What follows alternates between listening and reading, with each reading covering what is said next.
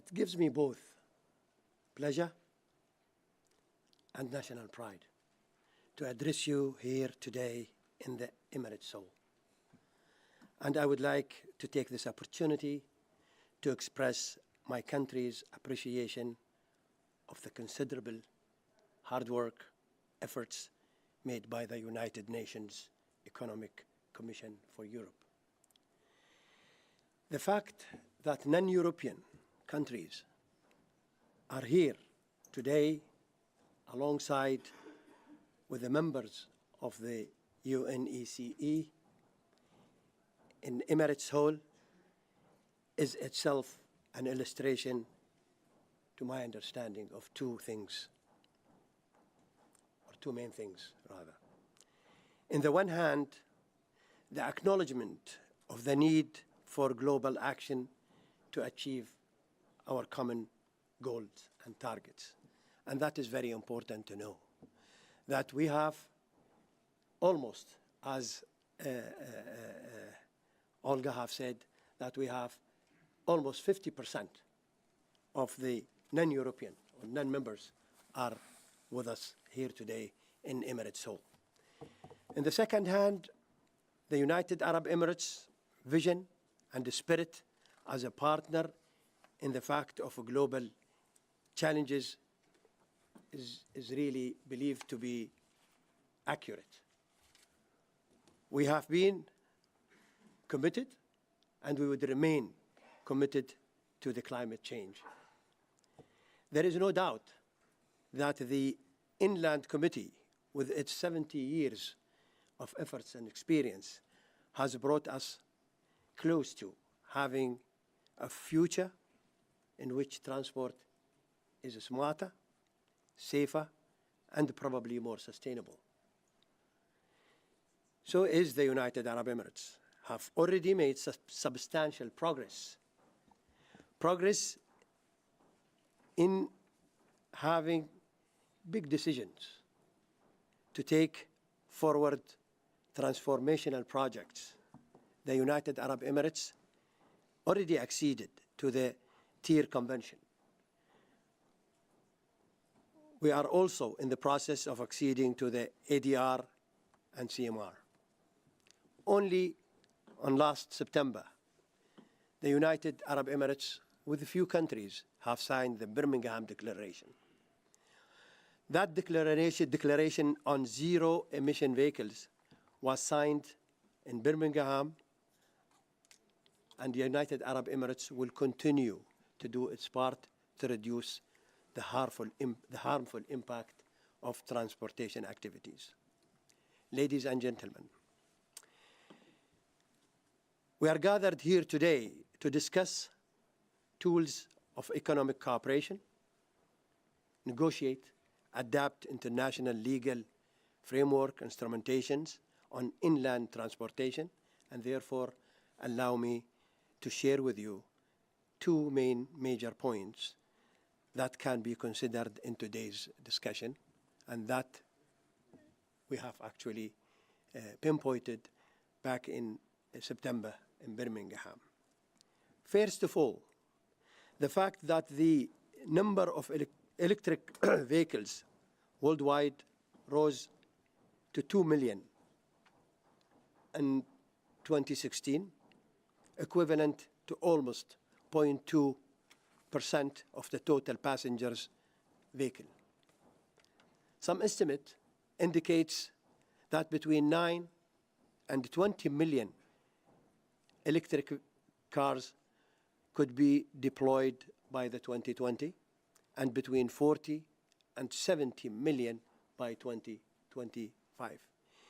These are sourced by international energy agencies. If we realize the variation between the 9 and the 20 and the 40 and 70, almost we know 50% of what we should have been knowing. I'll come back to this later. And to make a significant contribution to greenhouse gas emission reduction targets, and will need to reach 600 million electric vehicles by the year 2040. Many advanced countries may afford such new technologies, and they have put it in service.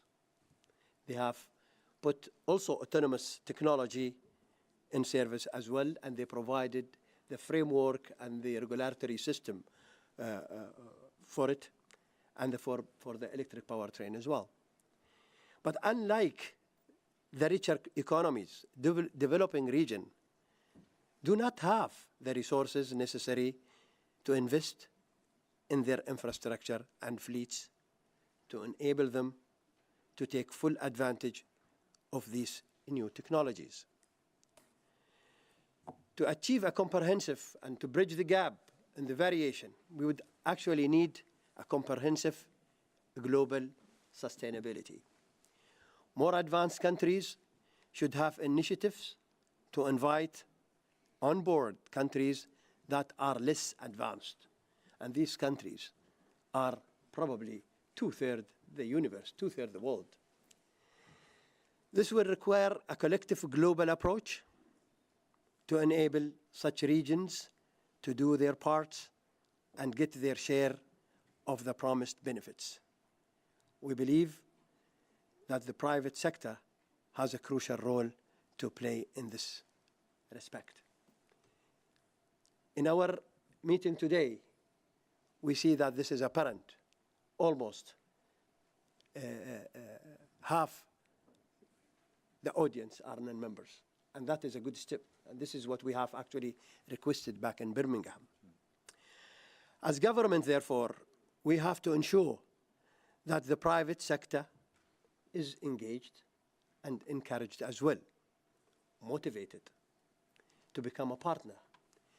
Back in Birmingham, I had the opportunity to be part of the discussion on outlets, stations for cars, for electric cars.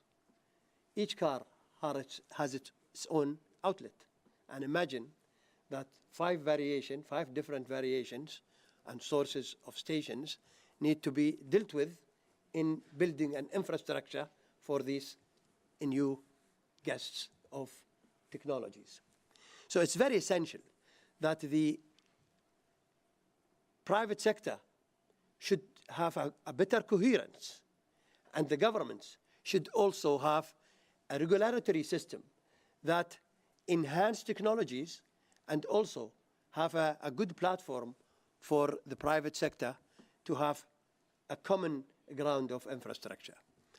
Countries with wealth and they have full infrastructure approach, and they build their infrastructure on fossil fuel.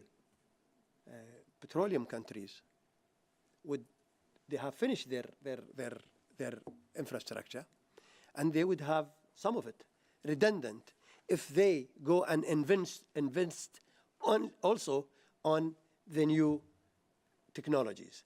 Therefore, the private sector, manufacturer, should participate as well on building infrastructure, not only in the remote areas of the less fortunate countries, but also in countries that have their infrastructure has been complete.